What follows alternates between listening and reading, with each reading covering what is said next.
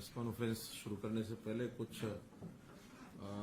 कार्यक्रम, कुछ पोर्टल्स जिनका शुरुआत करनी है, उस संबंध में हमारे डीपीआर साहब बताएंगे। आज की इस विशिष्ट प्रेस कॉन्फ्रेंस में मैं माननीय मुख्यमंत्री महोदय का, सभी अधिकारीगणों का एवं मेरे सभी मीडिया के बंधुओं का बहुत बहुत स्वागत करता हूं, अभिनंदन करता हूं।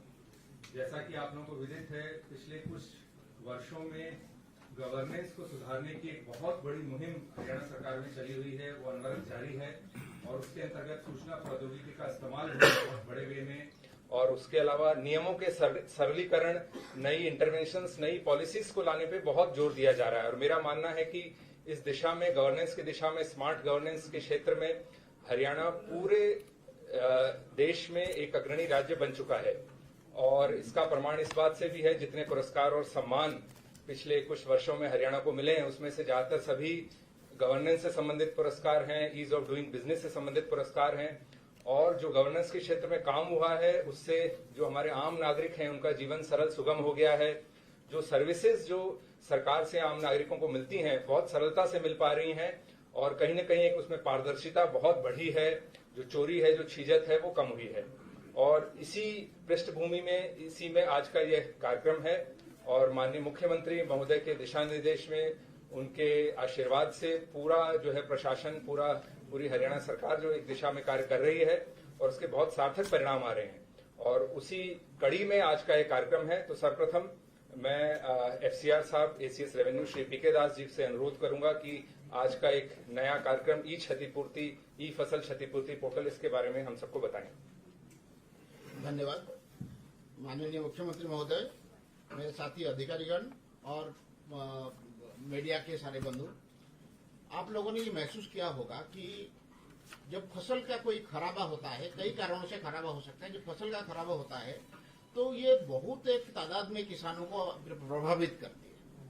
और इस सिस्टम में कई जगह ऐसे पुराने सिस्टम काफी दिनों से चला आ रहा है, जिसमें ऐसा लगता था कि कुछ कमियां हैं, जिसकी वजह से लोगों को परेशानी का सामना करना पड़ रहा है और प्रशासन को भी परेशानी का सामना करना पड़ रहा है। मुख्यतः इसमें 4 चीजें हैं जो हमें दिक्कत दे रहा है, जिसके लिए हमने कोशिश किया है कि ये आगे ना हो। एक तो ये है कि इसके बारे में सूचना कहाँ से मिले। अब एक जनरल सूचना के आधार पर या तो स्पेशल गिरदावरी हो जाता है या कोई जनरल गिरदावरी चल रहा है, उसके तहत असेसमेंट की जाती है।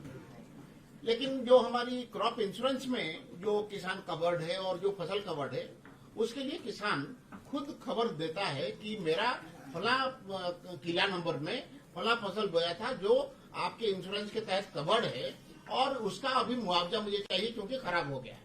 फिर उसके एक ले डाउन प्रोसीजर है जिसके तहत उसके खराबा का आकलन की जाती है। अभी हम ये कर रहे हैं कि जो सरकार की पिछले कई सालों से मेहनत है कि जो हमारा मेरा फसल मेरा ब्यौरा पोर्टल है, उसके तहत सारे किसानों की सारे जो जुड़ने का, फसल के तहत जो जुड़ने का जो सिस्टम है, वो सारे उसी में धीरे धीरे जुड़ते जाए। तो आपको पता है कि फसल का रजिस्ट्रेशन एक तरफ हो जाता है, उसके बाद फसल की खरीद भी हो जाती है, फसल का पेमेंट भी हो जाता है। अब ये जो हमारी क्षतिपूर्ति पोर्टल है, ये मेरा फसल मेरा ब्यौरा के साथ जुड़कर फसल की अगर खराबा होने की स्थिति में उसके आकलन करना और उसके मुआवजा देना, ये दोनों चीजें भी उसी से जुड़ जाएगा। यानी जो कोई फसल का खराब हुआ है किसान, वो मेरा फसल मेरा ब्यौरा के पोर्टल में जाके वहां ये एप्लीकेशन के तहत वो सूचना दे सकता है कि मेरा फला खेत का फसल खराब हो गया। और हम ये भी कोशिश कर रहे हैं कि जो क्रॉप इंश्योरेंस की डाटा के साथ उसका लगाव हो जाए, तो ताकि अगर वो इंश्योरेंस में कवर्ड है फिर हमें उसके लिए कुछ करने की जरूरत नहीं है। लेकिन अगर वो इंश्योरेंस में कवर्ड नहीं है, हम वैसे ही असेसमेंट करेंगे जैसे हम पहले कर रहे थे। अब असेसमेंट में 2 चीजें हमें दिक्कत पैदा कर रहा है कि मान लीजिए ओलावृष्टि हुआ है, तो कौन से खेत तक ओलावृष्टि हुआ है और उसके बाहर नहीं हुआ है, ये आज के तारीख में पटवारी और कानूनगों के ऊपर निर्भर करता है। और लोग कहते हैं कि नहीं, इससे ज्यादा हुआ है, और वो कहता है कि नहीं, यहीं तक ये सीमित रहा है। तो जो लोग कंप्लेंट करेंगे, जिन लोगों के खेत के बारे में कहेंगे, उन्हीं खेतों का होगा। यानी लोगों के ऊपर ये अभी जिम्मेदारी है कि वो कहेंगे मेरे यहाँ ओला पड़ा है। और यहाँ वेरिफिकेशन जो है 48 घंटे के अंदर अंदर करने का प्रावधान किया जा रहा है कि जैसे ही सूचना मिलेगा, एक तो एरिया बन जाएगा कि इस एरिया में ओला हुआ है या तूफान हुआ है या कोई रोग लग गया है फसल में, वो सारा चीज उसके एरिया चिन्हित हो जाएगा जिसके अंदर उसको करना है। दूसरा, एक सबसे बड़ी जो दिक्कत हो रहा था कि जब हम पटवारी गांव में जाता है, वो असेसमेंट करता है, उसने कितना खराबा दिखाया वो गांव के किसानों को आमतौर पर पता नहीं होता। वो करता है, उसका पड़ताल होता है, फिर तहसीलदार और एसडीएम, फिर कलेक्टर, फिर उसके बाद कमिश्नर से होते हुए हमारे पास जब पहुंचता है और हम उसके सैंक्शन करते हैं, तब तक वो फसल कट गया होता है। जब गांव में पैसा बंट रहा होता है, तब वो कहता है कि मेरा तो ज्यादा खराबा हुआ है और इसमें दिखाया गया है कि 25% से कम है और मुझे पैसा नहीं मिला। वो तब शिकायत करता है। उस शिकायत को तब वेरिफिकेशन करने के लिए मौके पर फसल नहीं मिली। ये इसको दूर करना बड़ा जरूरी था। तो अब ये क्या हुआ है कि पटवारी और कानून को 100% जो खराबा एरिया किसान दिखा रहा है, किसान खुद कहेगा मेरा इतना खराबा हुआ है, वो जितना कहता है वो पटवारी या कानून को नहीं देख पाएंगे। वो अपना इंडिपेंडेंटली असेसमेंट करेंगे। जब वो असेसमेंट कर लेंगे तो वो जो किसान है उसके यहाँ एसएमएस चला जाएगा, आपके फला किला नंबर में पटवारी और कानून का असेसमेंट इतना है खराबा। अगर उसको लगता है कि ये खराबा सही असेसमेंट हुआ है, उसको आगे कुछ करने की जरूरत नहीं। लेकिन अगर असेसमेंट उसको लगता है सही नहीं है, तो वो उसके बारे में दर्ज करेगा शिकायत कि ये ठीक नहीं है, ठीक किया जाए। जो एक हमारी तहसीलदार, एसडीएम और डीसी के लिए हमने एक परसेंटेज बांध रखा है कि वो उसको पड़ताल करेंगे जो असेसमेंट का।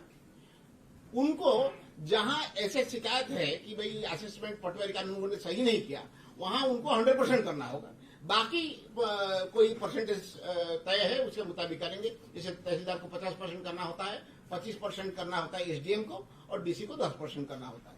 तो वो जो शिकायत वाला पोर्शन है उसको 100% करेगा तहसीलदार और बाकी में जो उसको करना है परसेंटेज वो पूरा करेगा। इससे क्या होगा कि फसल खड़ी है, अभी ये शिकायत हुआ, अभी उसके पड़ताल सीनियर अधिकारी कर सकता है। हम यहाँ भी ये कर रहे हैं कि जैसे पटवारी अगर मान लीजिए किसी खेत का पड़ताल किया, वो उसको फोटो खींच के वो फोटो को अपलोड करने का इसमें भी सिस्टम बनाया गया है। अगर उसको लगता है कि ये खराबा इतना है और उसने वो फोटो लगा दिया, फिर ये एक डाटा क्रिएट हो गया। जो फार्मर कहेगा मेरा ज्यादा खराब था और इसके फोटो और फार्मर का क्लेम, ये दोनों के बीच में फैसला करना संभव होगा। आगे चल के जैसे फ्लड होता है तो लार्जर एरिया में होता है, तो सैटेलाइट इमेजरी को यूज करके हम फ्लड का एक्सटेंट जो एरिया है वो नापेंगे। ऐसे ही जब हमारी ड्रोन कॉर्पोरेशन की कैपेबिलिटी बन जाएगी, तो जिस एरिया में खराबा हुआ है ड्रोन के तहत इमेज लिया जाएगा, जिसको बाद में पटवारी पड़ताल करेगा। ऐसे ऑब्जेक्टिव हमारे पास डाटा आ जाएंगे, हमारे पास सबूत आ जाएंगे, जिसके तहत सही आकलन हो पाएगा। इसमें एक और भी पॉसिबिलिटी है, जहां फसल बीमारी की वजह से या कीड़े लगने की वजह से खराब हुए हैं, वहां एक एरिया असेसमेंट भी हम एग्रीकल्चर डिपार्टमेंट से करेंगे, जिसके तहत वो पता लगेगा कि पटवारी के ऊपर ही निर्भर नहीं है, उसके आगे हो सकता है। पेमेंट में भी आज के तारीख में, पहले तहसीलदार खुद बांट रहे थे, लेकिन आज के तारीख में पेमेंट जो है हम खाते में भेज रहे हैं, लेकिन उसमें भी कुछ कमी होने की वजह से उसमें देरी हो रही है। पेमेंट के प्रोसीजर में भी चेंज कर रहे हैं ताकि सीधा यहीं से असेसमेंट होने के बाद चंडीगढ़ के ऑफिस से ही हम सीधा फार्मर के खाते में डीबीटी में पैसा भेज देंगे। ये चार मुख्य चीज पे ये इम्प्रूवमेंट करके ये क्षतिपूर्ति पोर्टल अभी हम डीसी के पास भेजते हैं, वो तहसीलदार के पास भेजते हैं, फिर वो करते हैं। तो मैं अनुरोध करूंगा कि ये पोर्टल का शुभारंभ करें।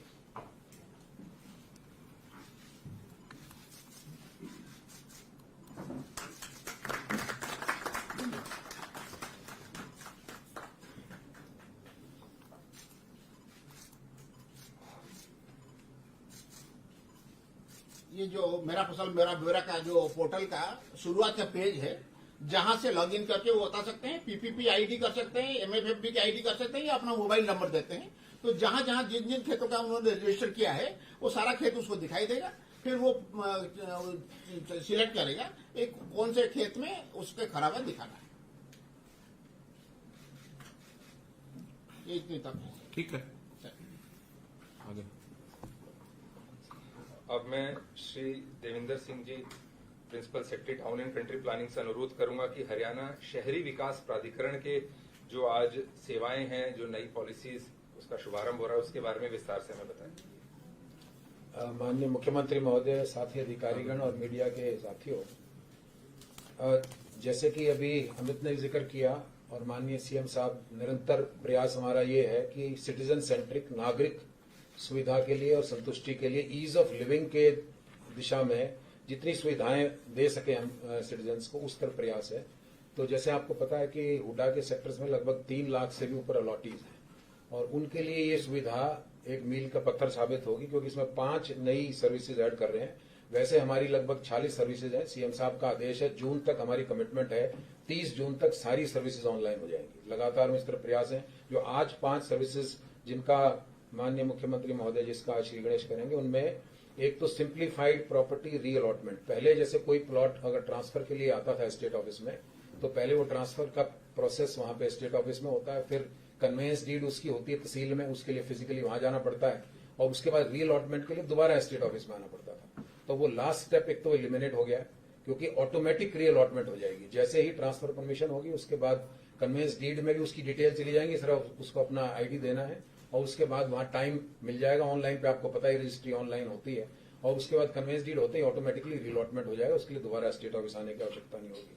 दूसरी सर्विस है HSVP ऑन व्हील्स।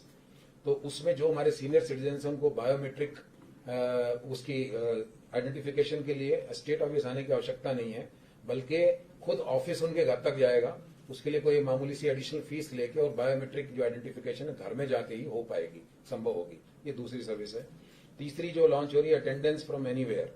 मान लिया एक आदमी पंचकुला रहता है, उसका प्लॉट गुड़गांव में है और उसका उसे कोई ट्रांसफर कोई परमिशन कर लेनी है, उसके लिए जो बायोमेट्रिक अटेंडेंस होती है, बजाय उसको वहां गुड़गांव जाने के, वो पंचकुला में ही अपने नियरेस्ट स्टेट ऑफिस में जाके, क्योंकि इंटरकनेक्टेड सिस्टम है, वहीं पर अपना बायोमेट्रिक अटेंडेंस करेगा। तो अटेंडेंस फ्रॉम एनीवेयर, तो ये एक हमने तीसरी सर्विस लॉन्च करने जा रहे हैं।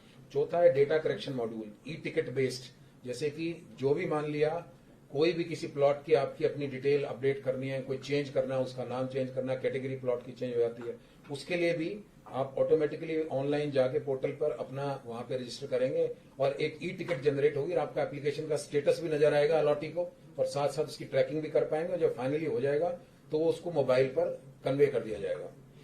पांचवा जो सर्विस है वो है extension of service of engineering wing of HSC। इसमें 11 एडेड सर्विसेज ऐड कर रहे हैं। पहले ही हमारा एक वाटर सीवरेज का पोर्टल है। मान लिया पानी का प्रेशर कम है, सीवरेज ब्लॉक हो गया है और पॉट होल्स की सड़क में समस्या है, या मान लिया ग्रीन बेल्ट की प्रॉब्लम है, पार्क्स की मेंटेनेंस की, स्ट्रीट लाइट की, जितनी भी ये समस्याएं हैं वो ऑनलाइन इसी तरह से e ticket based services avail कर पाएंगे अलॉटीज थ्रू दिस पोर्टल। तो 5 है। इसमें कुछ और ऐड करना चाहे अजीत आप बता दें, उसके बाद माननीय मुख्यमंत्री महोदय से इसमें एक ब्रोशर भी बनाया, आपको आप लोगों को सर्कुलेट कर देंगे, तो जिसमें सारी सर्विसेज की डिटेल दी हुई है। तो कुछ ऐड करना, अदरवाइज फिर हम रिक्वेस्ट करेंगे सीएम साहब से। सर इसमें मैक्सिमम लोगों को सुविधाएं हो जाएगी सर इस पर्टिकुलर चीज में, रीअलॉटमेंट और sir attendance from anywhere. There will be facilitation to more than 20,000 people a year sir, so it's a big relief to the people at large. तो मैं सर को अनुरोध करूंगा कि सर पहले तो उसको लॉन्च कर लेते सर, और उसके बाद ब्रोशर का अनावरण भी सर किया।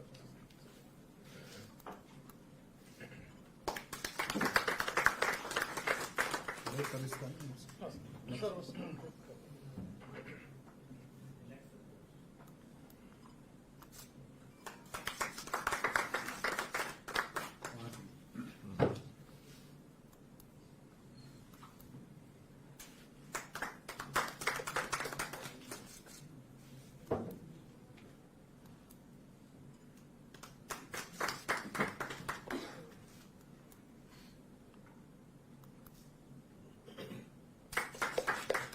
फैसिलिटी और हम लोग सर इस आज के बाद ऐड कर रहे हैं कि first in first out sir.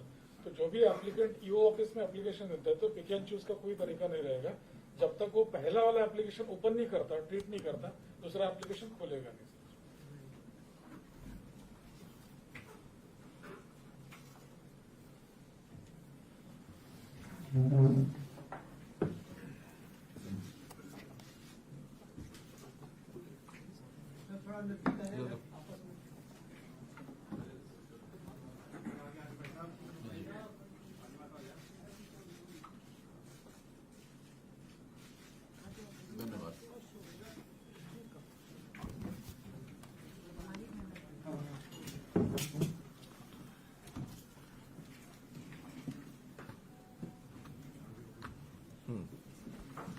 चलिए अब मैं अनुरोध करूंगा principal secretary urban local bodies से कि उनके आज एक हरियाणा एडवर्टाइजिंग नए जो बाई लॉज हैं उसके बारे में हमें विस्तार से बताएं। Thank you Amit sir. आज आपके हाथों से हम हरियाणा एडवर्टाइजमेंट बाई लॉज की शुरुआत कर रहे हैं। नेक्स्ट मैं थोड़ी सी भूमिका एडवर्टाइजमेंट के नियंत्रण के बारे में जो स्टेट में हुई उसकी देना चाहता था सर। 2008 में पहली बार हरियाणा एडवर्टाइजमेंट बाई लॉज बने, परंतु वो बहुत ही बेसिक डॉक्यूमेंट था सर। उसके अंदर सिर्फ ये प्रावधान था कि म्युनिसिपल लिमिट के अंदर एडवर्टाइजमेंट के ऊपर चार्जेस लगेंगे और कमिश्नर और जो ईओज हैं उनको सक्षम किया गया था, परंतु और उसके बारे में कोई डिटेलिंग नहीं थी सर। उसके बाद 2010 में पॉलिसी आई सर, जिसके माध्यम से जो म्युनिसिपल की बॉडीज की खुद की जगह थी उन पर टेंडर के माध्यम से देने का प्रावधान हुआ, परंतु प्राइवेट प्रॉपर्टीज के बारे में कोई विशेष रेगुलेशन के बारे में उसमें कोई चर्चा नहीं थी सर। उसके बाद हाईकोर्ट ने इनका संज्ञान लिया और हाईकोर्ट ने आदेश जारी किए कि रोड सेफ्टी को ध्यान में रखते हुए और प्राइवेट प्रॉपर्टीज के ऊपर भी एडवर्टाइजमेंट को रेगुलेट करने के लिए बाईलॉज बनाए जाए। तो 2016 और 18 में ये बाईलॉज बनाए गए सर, और इसके अंदर पहली बार प्राइवेट प्रॉपर्टीज के अंदर एडवर्टाइजमेंट का प्रावधान कुछ विशेष रूप से सम्मिलित किया गया सर। नेक्स्ट, परंतु इन बाईलॉज में भी काफी समस्याएं महसूस की गई सर। सबसे बड़ी बात तो ये थी कि म्युनिसिपैलिटीज को भी स्पष्ट नहीं हो रहा था कि इसकी इम्प्लीमेंटेशन किस प्रकार से होगी। इसके अलावा इसमें प्राइवेट लोगों को अपने आप एडवर्टाइजमेंट राइट्स लेने का प्रावधान नहीं था, सिर्फ एडवर्टाइजिंग एजेंसीज ले सकती थी। उनकी मोनोपोली क्रिएट हो गई थी सर, और उनके रेंटल्स जो प्राइवेट प्रॉपर्टी से लेते थे वो बहुत अंडर वैल्यू लेके एडवर्टाइजमेंट एजेंसीज उसका एडवर्टाइजमेंट का प्रावधान करती थी। और कई बार जब बिडिंग भी करते थे उसमें प्राइवेट एजेंसीज जो होती थी एडवर्टाइजमेंट एजेंसीज वो क्लूसिव बिडिंग करके काफी कम रेटों पर लेने का कोशिश करती थी सर। इसके अलावा कोई सेंट्रलाइज्ड इंफॉर्मेशन सिस्टम नहीं था सर। कोई एडवर्टाइजमेंट एजेंसी जो होती थी कहीं पर ब्लैकलिस्ट हो जाती थी, परंतु दूसरी जगह पर अपने नाम से ही ठेका ले लेती थी एडवर्टाइजमेंट का, और इस प्रकार की गलतियां सामने आती थी सर काफी। और एक जो बहुत बड़ा पोटेंशियल रेवेन्यू का म्युनिसिपैलिटीज के लिए था उसका पूरी तरीके से हम इस्तेमाल नहीं कर पा रहे थे सर। इन चीजों को ध्यान में रखते हुए हमने ऑब्जेक्टिव इसके बनाए नई पॉलिसीज के सर। इसमें जो पब्लिक है, जो लैंड ओनर्स हैं अपने, जो एडवर्टाइजमेंट एजेंसीज और म्युनिसिपैलिटीज हैं, उनके लिए ट्रांसपेरेंट सिस्टम बनाने का प्रयास किया है ताकि सबके एक बैलेंस्ड पॉलिसी बन सके और जो जितनी भी शर्तें हैं उसके अंदर स्पष्ट रूप से उनका वर्णन किया जा सके और एक ट्रांसपेरेंट और पॉलिसी बने ताकि करप्शन जो किसी हद तक हो रही थी उसको भी रोका जा सके। और एक जो स्टडी रेवेन्यू स्ट्रीम म्युनिसिपैलिटीज के लिए संभव थी एडवर्टाइजमेंट के माध्यम से, उसकी कोशिश की गई है सर।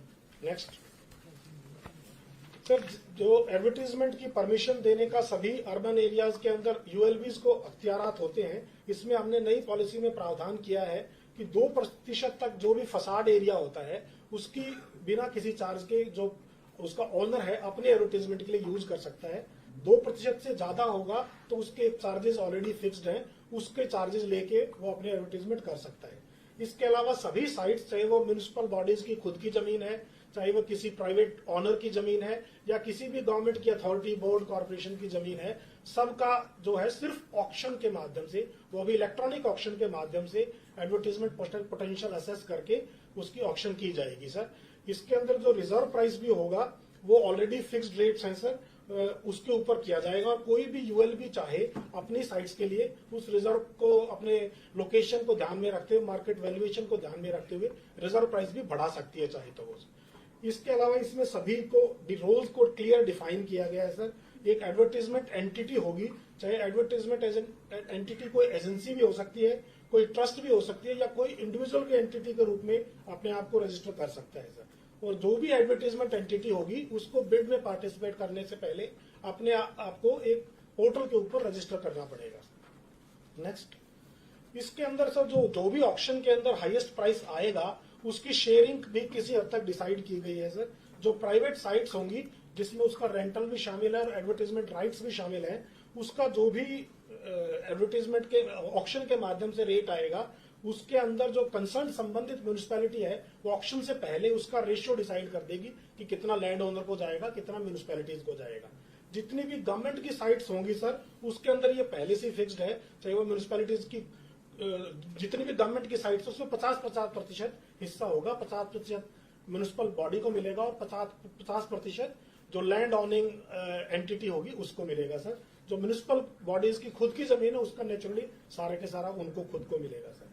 इसके अलावा सर इसमें काफी रिलैक्सेशन देके जो पैरामीटर्स को भी क्लियर डिफाइन किया गया है सर, जैसे कि लोकेशन के आधार पर, परमिसिबल साइज को आधार पर, जो और हर पोजीशन कहां पर है, हर पोटेंशियल साइट का अलग अलग पोटेंशियल होता है सर, उसमें साइज क्या परमिसिबल होगा ये सारा के सारा इन बायलॉज के माध्यम से डिफाइन किया गया है सर।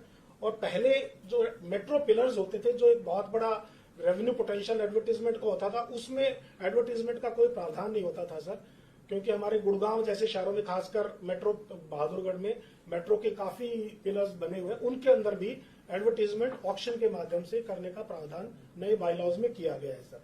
इसके अलावा पहले जो है ROW से 30 मीटर दूर का प्रावधान था कि 30 मीटर दूर ही एडवर्टीजमेंट लगा सकता है। वो इतनी दूर बन जाता था सर कि प्रैक्टिकली उसकी विजिबिलिटी खत्म हो जाती थी, उसका पोटेंशियल कम हो जाता था। ये स्टेक होल्डर्स के साथ चर्चा के बाद यह आया कि इसको कम किया जाए, तो उसको भी हमने 10 मीटर का प्रावधान कर दिया है सर। इसके अलावा जो मूविंग ट्रेलर्स होते थे सर, या गाड़ियां होती थी, कमर्शियल व्हीकल्स होती थी, टैक्सीज होती थी, उनके ऊपर एडवर्टीजमेंट का प्रावधान पहले नहीं था सर। इस नए बायलॉज के तहत हमने मूविंग ट्रेलर्स के ऊपर और टैक्सीज वगैरह के ऊपर एडवर्टीजमेंट अलाउ करने का प्रावधान किया है सर। नेक्स्ट, इसके अलावा सर ये सारे जो एडवर्टीजमेंट डिसाइड होगा, सारा के सारा एक सेंट्रलाइज स्टेट गवर्नमेंट लेवल पर एक पोर्टल होगा सर। उस पोर्टल के माध्यम से सारी की एंटिटीज रजिस्टर करेंगे अपने आप। वो पोर्टल के माध्यम से ही ऑक्शन होगी, ई ऑक्शन, और सारी की सारी जो पेमेंट, जो एडवर्टीजमेंट राइट्स विन करेगा, वो पेमेंट कलेक्शन भी सारा के सारा इलेक्ट्रॉनिकली सेंट्रलाइज लेवल पर होगा। और यदि किसी का कोई डिफॉल्ट है तो उसको कोई नोटिस वगैरह जाना है तो वो भी इलेक्ट्रॉनिकली सेंट्रलाइज जारी होगा सर। और सारे की सारे जो कॉन्ट्रैक्ट्स हैं, मान लिया 3 साल का है तो 3 साल के बाद ऑटोमेटिकली हमें पता लग जाएगा ये खत्म हो गया है, ताकि इसका 2 महीने पहले ही नया ऑक्शन वगैरह का प्रोसेस शुरू कर दिया जाए। यदि कोई किसी कारणवश पहले से टर्मिनेट होता है कॉन्ट्रैक्ट, तो उसमें भी हमें इमीडिएटली रिफ्लेक्ट हो जाएगा और हम यहां से ही उसको कंट्रोल कर सकते हैं सर। और जितने की सारे डॉक्यूमेंटेशन है वो सारी की सारी पूरे स्टेट लेवल पर यूनिफॉर्म होगी सर, और इसकी मॉनिटरिंग बहुत आसान हो जाएगी पहले के माध्यम से। और ये पोर्टल लगभग तैयार है सर, 10-15 दिन के अंदर अंदर हमारा पोर्टल पब्लिक यूज के लिए शुरू हो जाएगा सर। यही इसके अंदर बायलॉज के अंदर हमने प्रावधान किए हैं sir. Thank you very much. अब मैं माननीय मुख्यमंत्री से अनुरोध करूंगा कि वो हमें अपना उद्बोधन और आशीर्वचन दें।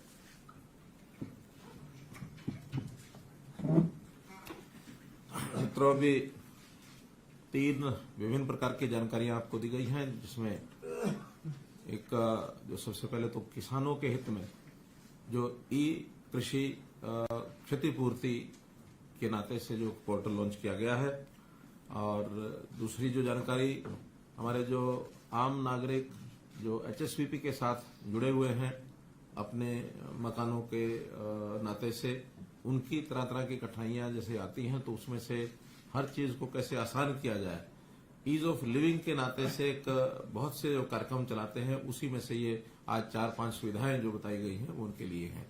और जो तीसरा बताया गया, एक प्रकार से कमर्शियल कंसर्न जितने हैं, चाहे वो इंडस्ट्रीज है, चाहे वो व्यापारी है, चाहे वो अपने किसी भी प्रकार का अपने कार्यक्रम को जनता में पब्लिसिटी के माध्यम से उसको प्रमोट करना चाहता है, तो एडवर्टाइजमेंट पॉलिसी ये अर्बन लोकल बॉडीज के नाते से ये एक पॉलिसी ये दी गई है। तो मोटे रूप से अलग अलग वर्गों के लिए ये तीनों चीजें की गई हैं। जहां तक ई फसल क्षतिपूर्ति की बात है, हमारे FCR साहब ने सारी चीजें बताई हमको कि किसानों को किस प्रकार की कठिनाइयां आती थी, किस प्रकार की शिकायतें वो करते थे, और उनकी संतुष्टि करना बहुत जरूरी होता था। फिर बाद में पटवारी लेवल पर, तहसीलदार लेवल पर, DC, SDM वो सब लगते थे, तब जाकर के कुछ संतोष हो पाते थे, कुछ नहीं हो पाते थे। अब उनकी अपनी पार्टिसिपेशन, क्योंकि समाज में हमेशा संतुष्टि का फैक्टर तब बढ़ता है जब लोगों की अपनी पार्टिसिपेशन ज्यादा से ज्यादा कराई जाए। तो किसान की पार्टिसिपेशन में हो जाएगी, उसको भी पता रहेगा कि मेरा नुकसान जो मैंने लिख के दिया था, या बाकी जो कृषि विभाग ने तो रेवेन्यू डिपार्टमेंट उनके लोगों के द्वारा कितना कितना उसमें असेस किया गया है, और उसमें फिर जहां कहीं ज्यादा अंतर आएगा, एम्बिग्युइटी ज्यादा होगी, तो उसका रीअसेस करने का भी काम वो वहां डिस्ट्रिक्ट लेवल पर होगा। लेकिन फाइनल जो है वो डिस्ट्रिक्ट लेवल पर एसडीएम और डिप्टी कमिश्नर उनके लेवल पर जो हो जाएगा वो उसका मैक्सिमम संतुष्टि इसकी होगी, ऐसा हमको लगता है। तो ये एक कार्यक्रम आपको दिया गया। फसल नुकसान के जैसे अलग अलग स्लैब होते हैं वो सारे अलग अलग मुआवजा उसके हिसाब से होगा। तो उन स्लैब्स में जैसे पहला स्लैब है 0 से लेकर 24% तक, दूसरा 25 से 32%, 0 से 24% का कोई मुआवजा दिया नहीं जाता है, ऐसी पॉलिसी है।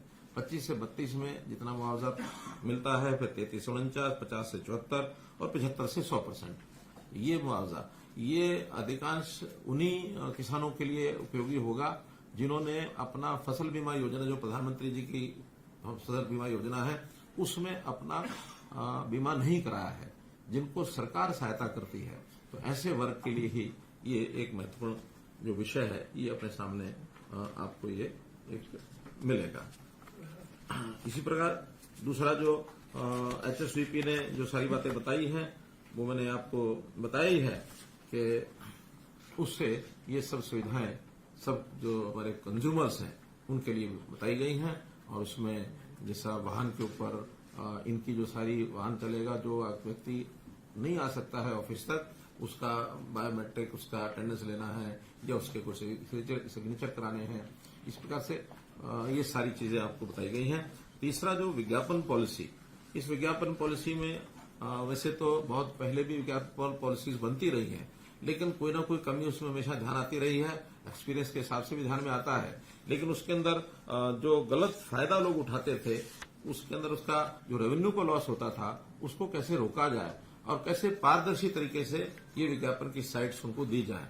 इसमें चाहे सरकारी साइट्स हो, म्यूनिसिपैलिटी की हो या प्राइवेट साइट्स हो, इसमें सबके लिए एक अलग से तरीका बताया है। और जो निजी मालिक हैं, वास्तव में उनका पहले भी शोषण बहुत होता था, उसमें जो कुछ उनको बताया जाता था वही रेट उनको मिलता था, भले उनका किसी प्रकार का एक अच्छी साइट के नाते भी उनको पूरा लाभ मिलता नहीं था। अब जो कोई ऑक्शन होगा, ऑक्शन में लेने वाले का एक छूट रहेगी कि जो अच्छी साइट है उसको ज्यादा पैसों से भी खरीद सकेगा, ले सकेगा। तो इसलिए उनको भी जो निजी ओनर्स हैं अपनी बिल्डिंग्स के, उनको भी उसका लाभ होगा। इस प्रकार से ये सारे प्रावधान किए गए हैं। एक उपनियम, इसके जो बायलॉज हैं ये प्राय तैयार तो हो गए हैं, फिर भी उसमें जो माइन्यूटली जो उसका निरीक्षण करना है, जो एक पास करना, उसको 15 दिन के अंदर अंदर इसको लागू कर दिया जाएगा, उसका नोटिफाई करके इसको हम कर देंगे।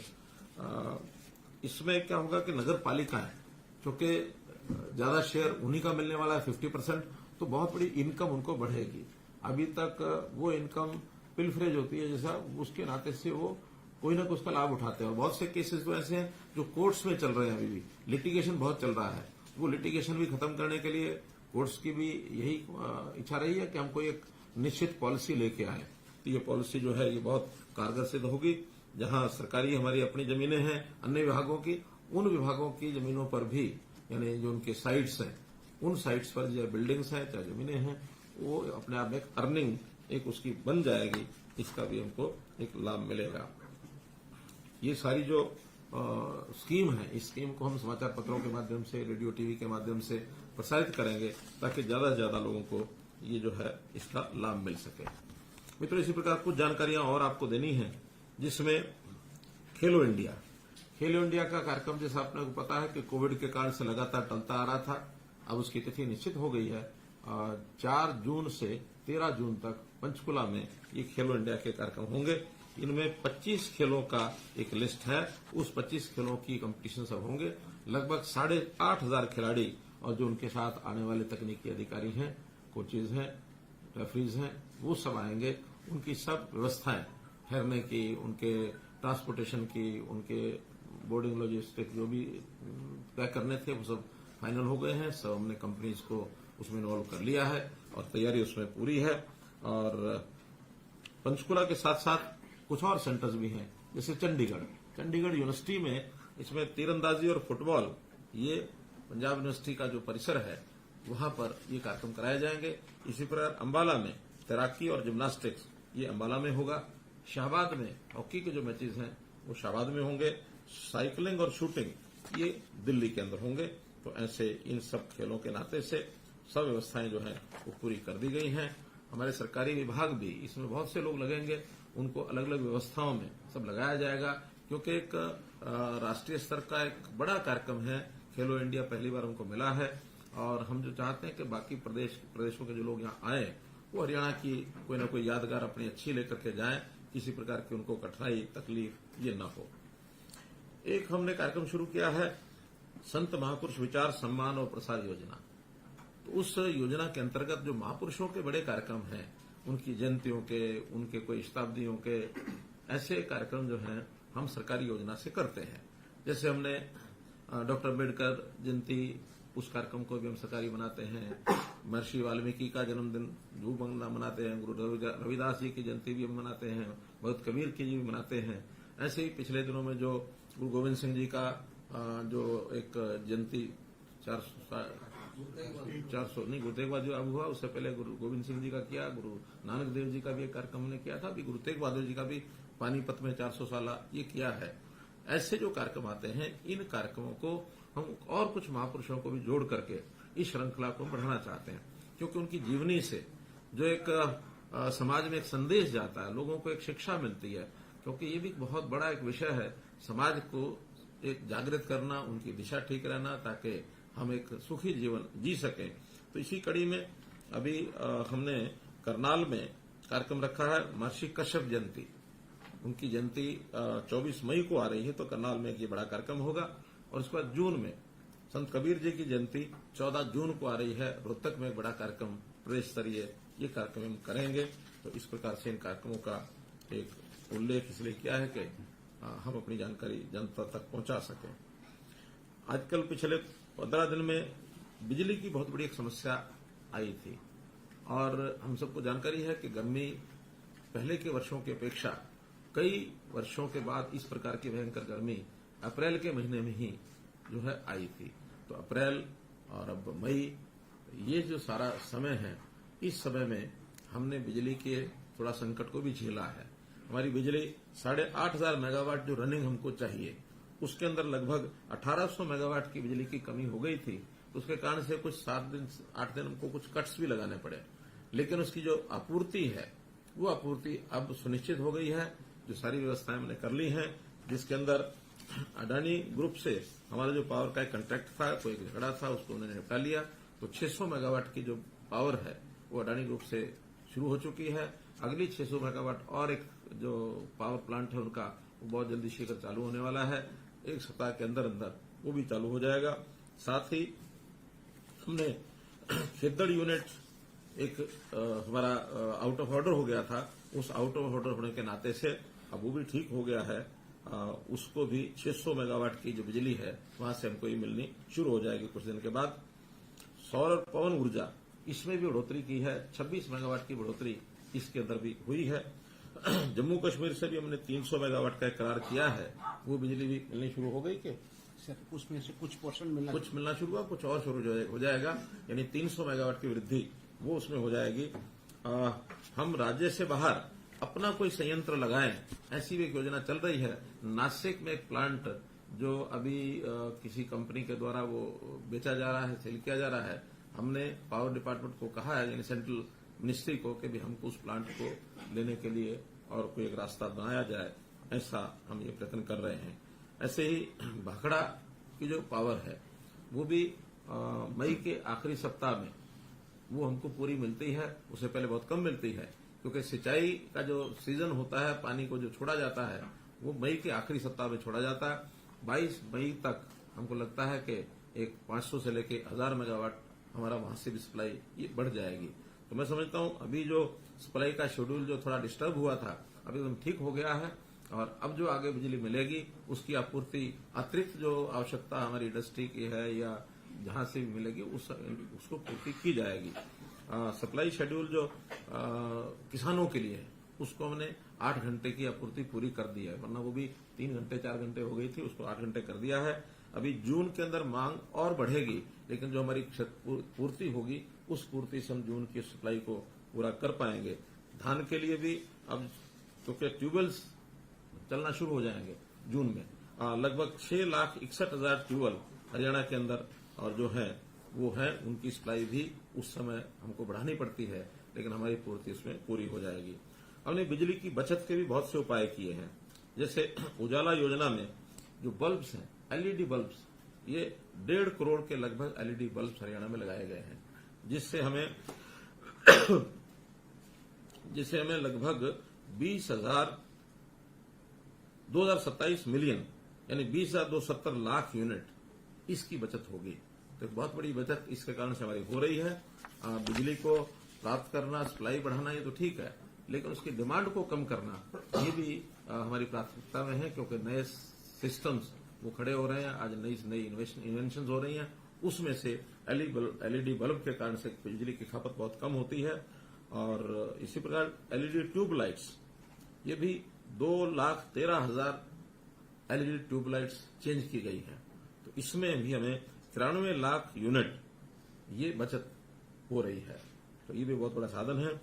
जो पंखे हैं, इसमें भी जो एनर्जी एफिशिएंट पंखे आ गए हैं नए, तो एनर्जी एफिशिएंट जो फैंस हैं उसको भी हम वितरित कर रहे हैं। 60,000 ऐसे पंखे ये बदले जा चुके हैं, इसमें भी 56 लाख यूनिट ये बिजली की बचत हो रही है। इसी प्रकार से सुपर एयर एफिशिएंट जो एयर कंडीशनर्स हैं, और ऐसे ही जो पंप सेट हैं वो भी 3 स्टार रैपिड ऊर्जा पंप सेट, तो इन सब प्रोग्राम्स के माध्यम से और बिजली की खपत को कम किया जा रहा है, बिजली की सप्लाई को बढ़ाया जा रहा है। हमारी स्थिति एक प्रकार से मैं कह सकता हूं कि अन्य प्रदेशों की तुलना में बहुत संतुष्टिपूर्ण हमारा ये काम है। फिर भी हम आगे और प्रयत्न करके बिजली की जो कठिनाई कई वर्षों के बाद इस बार जो आई है, ये आगे न आए, इसका हम पूरा प्रबंध करेंगे।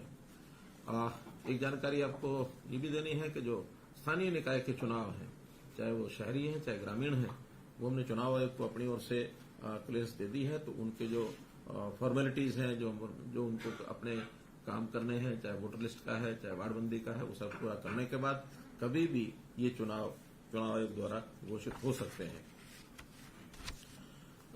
एक शरारतपूर्ण समाचार मीडिया में डाला जाता है, वो दिल्ली को पानी की आपूर्ति। दिल्ली की पानी की आपूर्ति, मैं आपको बताना चाहूंगा कि जो सुप्रीम कोर्ट ने आज से यानी 1996 में, आज से 26 साल पहले जो समझौता उससे पहले हुआ था, उसमें भी 330 क्यूसेक पानी बढ़ा दिया था। पहले ये 719 क्यूसेक था। सुप्रीम कोर्ट ने कंडीशन लगाई थी कि 2 रिजर्वायर, हैदरपुर और वजीराबाद, ये 2 रिजर्वायर जो हैं ये हमेशा फुल रखने हैं, तो ये 1050 क्यूसेक देने से लगातार ये पूरा होते रहेंगे।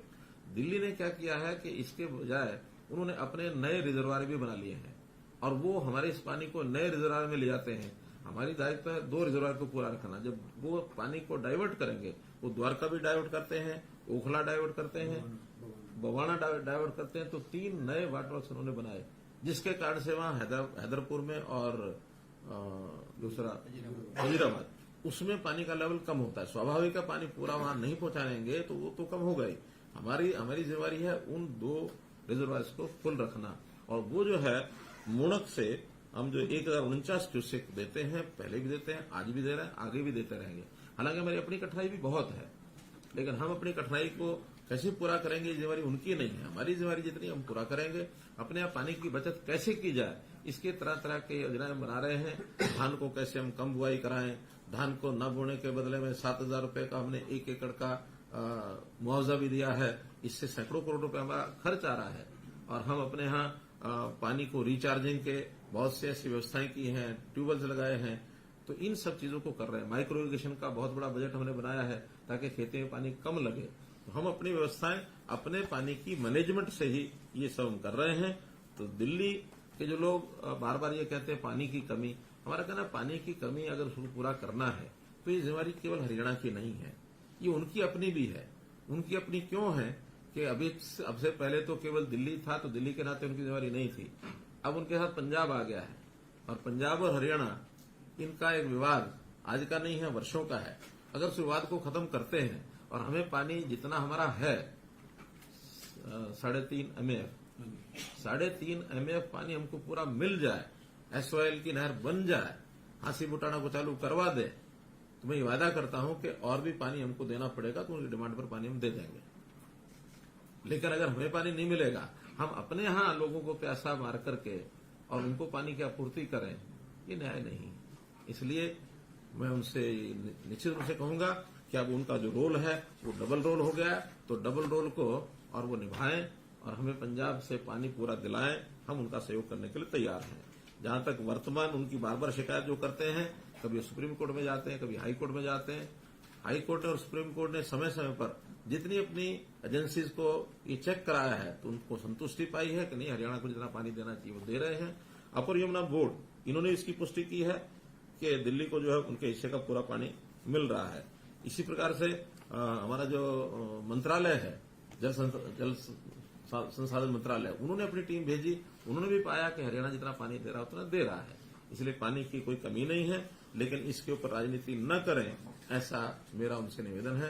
राजनीति वो करेंगे तो हम उनसे बड़ी राजनीति कर लेंगे, हम पीछे नहीं रहेंगे। इस प्रकार से लैंड के संबंध में, क्योंकि लैंड की आवश्यकता डेवलपमेंट के नाते से बहुत पड़ती है। पहले तो प्रोक्योरमेंट पॉलिसी एक एक्ट भी बना हुआ है। उस प्रोक्योरमेंट की जो हमारी लैंड एक्विजिशन की जो एक्ट है, उसके अंतर्गत अब लैंड एक्वायर करना संभव नहीं है। मैं संभव नहीं है ये कह रहा हूं, इसलिए कि जिस रेट पर वहां से एक्वायर की जाती है, उसके बाद भी कोर्ट्स उसके ऊपर बार बार जो अनाउंसमेंट देते हैं, उस अनाउंसमेंट के बाद लैंड की वायबिलिटी खत्म हो जाती है। क्योंकि उस लैंड को हमको भी लोगों को, पब्लिक को, इंडस्ट्री वाले को या मकान वाले को किसी न किसी को देना होता है, उसको उस हिसाब से बेचना होता है। तो हमें कंज्यूमर की भी चिंता है, इसलिए कंज्यूमर को एक सीमा से आगे उसकी जेब से पैसा नहीं निकाला जा सकता। इसलिए अन्य कई प्रकार हमने सोचे हैं कि जमीन की आपूर्ति कैसे हो। हम ई भूमि पर पहले से ही खरीद रहे हैं। ई भूमि पर किसान से नेगोशिएशन के बाद जमीन खरीदी जाती है और लगभग 1000 एकड़ से ऊपर ऐसी जमीन हम पिछले कुछ सालों में खरीद चुके हैं। जितनी आवश्यक होती है, कहीं इरिगेशन के लिए, कहीं पब्लिक हेल्थ के लिए, कहीं एजुकेशन यानी स्कूलों के लिए, कहीं हेल्थ के लिए, तो ऐसी जमीनें सब ली जा रही हैं। बड़े प्रोजेक्ट्स के लिए जमीनें लेने में अभी भी कठिनाई आ रही है। उसके लिए हम 2 पॉलिसीज बहुत जल्दी और ला रहे हैं। एक पॉलिसी हम ला रहे हैं जिसको pulling policy, land pulling policy कहेंगे। तो लैंड पुलिंग पॉलिसी में एक शेयर, उसमें हर शहर के हिसाब से वो अलग अलग होगा। वो कीमत के हिसाब से होगा कि अगर तो ज्यादा कीमत की लैंड है तो उनको ज्यादा एरिया मिलेगा, कम कीमत की लैंड है वो तो कम एरिया मिलेगा। उसी हिसाब से वहां मार्केट के रेट भी होते हैं। तो हर किसी को अपनी जमीन के हिसाब से एक लाभदायक ऐसी योजना बनाएंगे, चाहे वो ई भूमि में बेचे, चाहे पुलिंग पॉलिसी में। एक प्रोजेक्ट हम ज्वाइंट वेंचर के नाते भी ला रहे हैं कि पूरा जो प्रोजेक्ट होगा, मानो 20 एकड़ का, 30 एकड़ का, 50 एकड़ का, तो सारे को डेवलप करने के लिए जो फार्मर्स हैं उनको हम ज्वाइंट वेंचर में लाएंगे और उसके अंदर जो खर्च है, चाहे सरकार का है चाहे उनकी जमीन का है, उसको निकालने के बाद, डेवलपमेंट के बाद अगर कोई लाभ होता है, उस लाभ का हिस्सेदार उनको बनाएंगे। एक न्यूनतम राशि उनको मिल जाएगी और जितना डेवलपमेंट के लिए आवश्यक खर्च है वो हमारी सरकार की एजेंसी करेगी। बाद में उसको बेचने के बाद जितना उसमें लाभ मिलेगा, उस लाभ का प्रतिशत उनकी इन्वेस्टमेंट के प्रोपोर्शन में वो उनको मिलेगा। तो एक ज्वाइंट वेंचर की पॉलिसी हम लेके आ रहे हैं। तो इस प्रकार से 3 प्रकार हो जाएंगे, ई भूमि हो जाएगी, लैंड पुलिंग पॉलिसी हो जाएगी, ज्वाइंट वेंचर पॉलिसी हो जाएगी। तो तीनों पॉलिसी में किसान को ऑप्शन रहेगी कि उसको क्या लाभदायक लगता है, कौन सी उसमें आएगा, कौन सी में नहीं आएगा। अच्छे प्रकार से अपना हिसाब लगा करके जो लाभदायक पॉलिसी उसमें जा सकता है। तो मित्रों, इस प्रकार से एक बात तो हमारे कुछ मित्र, खास करके विपक्ष के जो विधायक हैं, कि मैंने कोई घोषणा की थी 5 करोड़ रुपए की सभी विधायकों को विकास के कार्यों के लिए जारी करने की। पहली बात तो यह है कि वो योजना हमने 2014-15 में भी घोषणा की थी, सबको 5 करोड़ रुपए दिए थे। वो एक टर्म में एक बार होती है, वो वार्षिक नहीं है। कुछ लोग इसको वार्षिक मान के चल रहे हैं, वो गलत है। एक बार पहले यानी साल, जो टर्म का पहला साल है, उसमें उनको 5 करोड़ रुपए के कामों के बदले में सभी विधायकों को दिया जाता है। उसमें किसी में भेदभाव नहीं करते हैं। तो मैं कुछ दिनों से अखबारों में पढ़ रहा हूं कि कुछ एमएलए कहते हैं कि हमको बिल्कुल एक पैसा नहीं दिया गया। जिन्होंने ये कहा है कि नहीं दिया गया, उनके यहां भी करोड़ रुपए जा चुके हैं। मैं टोटल 90 के 90 विधायकों को बता रहा हूं, जिसमें से 22 विधायक तो ऐसे हैं जिन्होंने 5 करोड़ या इससे भी थोड़ा ऊपर, यानी हाईएस्ट तो 5 करोड़ 84 लाख भी है एक एमएलए के। हम सोचते हैं 10-5% ऊपर भी जाए तो दिक्कत नहीं है। 22 के बाद अगले 10 और ऐसे हैं जिनका 4 करोड़ 75 लाख से 5 करोड़। मैं समझता हूं वो भी अपने आप को संतुष्ट मान के चलते हैं, हमको जितना मिलना था मिल गया है। लेकिन 32 से 64 यानी अगले 32 और ऐसे हैं जिनका 4 करोड़ और 5 करोड़, 4 करोड़ और 475 के बीच में। अब उनके अगर किसी के 10, 20, 50 लाख बचते हैं तो कभी भी अपना काम देंगे तो उनका काम वो पूरा कराया जाएगा। हाँ, 64 के बाद अगले 26 और ऐसे हैं, 26 में से भी 3 ऐसे हैं सिर्फ जिन्होंने 5 करोड़ में से एक भी काम हमको बताया नहीं है। अब उनको काम बताना पड़ेगा। ये पैसा उनको ऐसा नहीं है कि भी कोई कैश में मिलेगा या उनके खाते में ट्रांसफर हो जाएगा। काम जो लेके आएंगे 5 करोड़ का, वो काम उनके तुरंत कराए जाएंगे। इसके पीछे ये भावना है। 3 माननीय है रघुवीर काद्यान बेरी, सौमीर सांगवान दादरी, चिरंजीव राव रेवाड़ी। इन्होंने अपना कोई काम नहीं दिया ताकि हम इनको इश्यू कर सके। बाकी सबका किसी का 2 करोड़, 1.5 करोड़, 2.5 करोड़, 2 करोड़ 97 लाख, 3 करोड़, 330, तो इन सब लोगों के इसमें गए हुए हैं। इसमें स्वाभाविक है कि शहर वाले जो है वो अपने शहरी काम बताएंगे, गांव ग्रामीण क्षेत्र वाले ग्रामीण को बताएंगे। जिनका मिक्सअप है वो दोनों मिला करके बता सकते हैं। तो ऐसे 5 करोड़ की राशि हमने कभी रोकी नहीं है। जिसने काम दिए उसको तुरंत वो काम करके हमने दिए हैं। एक विषय है कि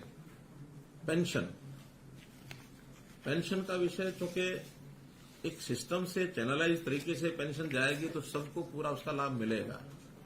अभी हमने देखा है कि इसके अंदर बहुत डिस्क्रिपेंसीज आ रही है। एक डिस्क्रिपेंसी इसमें आई है कि हमारी विधवा बहनें जो कभी दुर्भाग्य से किन्हीं कारणों से विधवा हो गई, पेंशन बन गई, लेकिन अपने समाज के अंदर रीमैरिज का भी सिस्टम है। 18,000 ऐसी बहनें मिली हैं जो विधवा हुई लेकिन बाद में रीमैरिज हो गई। रीमैरिज के बाद उन्होंने अपनी पेंशन कटवाई नहीं। कोई अपने आप कटवाता नहीं है, हमको भी पता है। अब हमें जब उसमें से ढूंढने में पता लग गया कि हाँ इतनी बहनों की रीमैरिज हो गई है, तो उन 18,000 बहनों की पेंशन हमने बंद की है। तो हम कोई भी उचित काम जो है, उचित काम में सामने वाला अनुचित कर रहा है तो उसको रोकना ये भी उचित है। हाँ, किसी की पेंशन नहीं बनी है उसकी ऑटोमेटिकली पेंशन बने, इसके लिए ओल्ड एज पेंशन में 59 साल यानी 57 साल के बाद के जितने भी लोग हैं उन सब की डेट ऑफ बर्थ वेरिफिकेशन करा करके उनके जो भी पुराना समय का कोई हमको मिल गया मानो वोटर कार्ड, उस वोटर कार्ड से ही उस समय का वोटर कार्ड उसमें उतने ही साल जोड़ करके उस आयु में हमने जोड़ करके उसको फाइनल मान लिया है। अब उसके लिए और किसी प्रमाण की जरूरत होती नहीं है। जिस किसी का वोटर कार्ड नहीं रहा होगा ऐसे ही कुछ लोग रहे होंगे जिनका मेडिकल बोर्ड के द्वारा वो करवा देंगे। और उनके बाद जैसे ही 60 साल का होने वाला है, 1 महीना पहले डिपार्टमेंट को कहा कि उनके घर जाकर के एक पेपर साइन करा लें ताकि उनको भी पता लग जाए कि मेरी पेंशन बढ़ने वाली है। और आपको एक आश्चर्य की बात बताता हूं कि ऐसे पिछले 23,000 लोगों के घरों में हमने पेंशन बनवाने के लिए उनको भेजा। 700 लोगों ने उसमें से मना किया कि नहीं मुझे पेंशन नहीं चाहिए। तो मैं ऐसे लोगों को भी धन्य मानता हूं जो कहते हैं हमको ये पैसा नहीं चाहिए। समाज में हर प्रकार के लोग हैं, तो ऐसा एक ऑटोमेटिकल पेंशन का जो विषय है वो भी हम कर रहे हैं। मित्रों, हमारा पूरा जोर जैसे मैंने बताया कि पारदर्शिता पर है, पूरा जोर अंत्योदय पर है। अंतिम व्यक्ति उसकी सहायता कैसे की जाए। आज हमारी एक मीटिंग थी doctor Ambedkar Haryana chamber of commerce. हालांकि हरियाणा का अभी उनकी बननी है, लॉन्च होना है, लेकिन एक पहली मीटिंग हमारे से वो करके गए हैं। तो हमने उनको बताया कि हमारे यहाँ किस प्रकार से लोगों को सहायता मिलती है। 1,07,000 SC नौजवानों को मुद्रा में उनको लोन मिला है, ये उनको भी नहीं पता था। ये लाखों लोगों को मुद्रा में जो लोग लोन मिला है उसमें 1,07,000 SC समाज के हैं। तो इस प्रकार की सहायता है। अब जैसे मुख्यमंत्री अंत्योदय परिवार उत्थान योजना, इसमें भी जितने लोग सहायता के लिए आ रहे हैं उसमें लगभग 35% SC है, 26-27% उसमें BC है, जो कि उनकी आबादी के प्रोपोर्शन से तो ज्यादा है। स्वाभाविक है, गरीबी जहां ज्यादा है वही लोग ज्यादा आएंगे। 1 लाख से नीचे के परिवारों का एक परिवार को हम आइडेंटिफाई करके उनको बुला रहे हैं, भैया कुछ करो। अगर आपको करना नहीं आता तो हम स्किलिंग के माध्यम से आपको सिखा सकते हैं। इवन जो पशुपालन का भी काम करना चाहते हैं उनको भी हम स्किलिंग के माध्यम से ट्रेनिंग दिला रहे हैं। हमारी एक स्कीम है, केंद्र की स्कीम है कि हर एक पशुपालक को 9,000 रुपया उसके लिए फिक्स किया गया कि उसको इतने दिन की ट्रेनिंग उसकी दिलाई जाए। ताकि उसको पता लगे कि पशु को पालना कैसे अच्छा है, कहीं उसको बीमारी न लग जाए, बीमारी हो जाए तो इलाज कैसे होना है, छोटे मोटे नुस्खे उसमें बताए जाते हैं। दूध की बिक्री कैसे होगी, उसकी देखभाल, पशु भी आखिर देखभाल जितना ज्यादा अच्छा करेंगे उतना दूध ज्यादा देता है। तो ऐसी सारी चीजें हम चला रहे हैं समाज के गरीब तबके के उत्थान के लिए। मुख्यमंत्री अंत्योदय परिवार उत्थान योजना, ये हमारा परिवार पहचान पत्र का जो प्रोजेक्ट जितने भी हैं उसमें से एक प्रोजेक्ट ही ऐसा है। और बहुत सर्विसेज सीधी हम डायरेक्ट देने वाले हैं। तो पारदर्शी एक सिस्टम बने, भ्रष्टाचार विहीन बने। भ्रष्टाचार के बारे में भी एक गलतफहमी बार बार करते हैं कि भ्रष्टाचार बहुत बढ़ गया। मेरा कहना है कि भ्रष्टाचार खत्म हो गया ऐसा तो हमने कभी क्लेम नहीं किया, लेकिन भ्रष्टाचार के ऊपर अंकुश कैसे लगाना है इसके लिए हमने अपनी पूरी प्लानिंग बना रखी है। हमारी सरकार जहां भी भ्रष्टाचार है अपने समय में भी ऐसे जो केस मिलते हैं उसको बराबर सख्ती से उसका निरीक्षण करते हैं, उसकी इन्वेस्टिगेशन करते हैं, उसको सजा दिलाते हैं। चाहे वो आर्थिक भ्रष्टाचार हो, चाहे व्यवहार का भ्रष्टाचार हो, नकल के केसेस, ये भी भ्रष्टाचार का विषय है। इसमें भी हमने सख्त कदम उठाए हैं और आगे भी किसी को भूल में नहीं रहना चाहिए कि भ्रष्टाचार को हम आगे बढ़ने देंगे। जिसका भी मिलेगा उस भ्रष्टाचार को रोकने के लिए सख्त से सख्त कार्रवाई करेंगे और जितनी व्यवस्थाएं करनी वो हम करेंगे। भ्रष्टाचार एक प्रकार का गुण है समाज में, समाज के ईज ऑफ लिविंग में एक बाधा है। तो ये हटेगा, लोग फिर अपने